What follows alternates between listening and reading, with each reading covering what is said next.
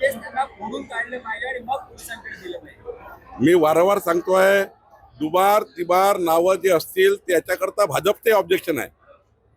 सर्वात पहिले ऑब्जेक्शन घेणारी भारतीय जनता पार्टी आहे. कारण ऍडिशन होता, डिलिशन होत नाही. आणि त्यामुळे एकदा पूर्ण मतदार यादीचं येणाऱ्या पुढच्या काळामध्ये संपूर्ण घरोघरी जाऊन त्या ठिकाणी याद्या बनवल्या पाहिजे.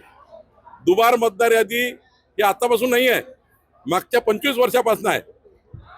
आम्ही सुद्धा हायकोर्टात आमचे देवेंद्र फडणवीस हायकोर्टमध्ये गेले होते या कारणाकरता.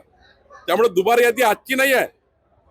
दुबार यादीवर तुमची लोकसभा झाली, विधानसभा झाल्या.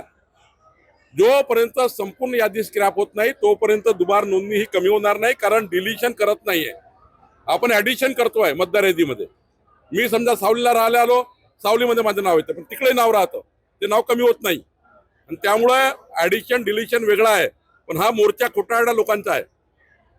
यांनी खोटारडेपणा करून लोकसभेत मात्र जिंकले, पण विधानसभेत यांना लोकांनी तोंड दाखवलं, म्हणजे जागा दाखवली. 3,18,00,000 मतं घेऊन 3,18,00,000 मतं घेऊन देवेंद्र फडणवीस जी, एकनाथ शिंदे आणि अजितदादाचं सरकार आलं. यांची खोटारडेपणा निघाली. आत्ता खोटारडेपणा पुन्हा करतील, पुन्हा निवडणुकीत पराजित होतील आणि सांगतील बघा आम्ही मोर्चा काढला होता, आम्ही त्या ठिकाणी मतदार यादीवर आक्षेप घेतला होता आणि आम्ही आता पराभव झाला तो यादीमुळे झाला, असं सांगण्याकरता ते या ठिकाणी आपलं एक साधन तयार करून ठेवत आहे.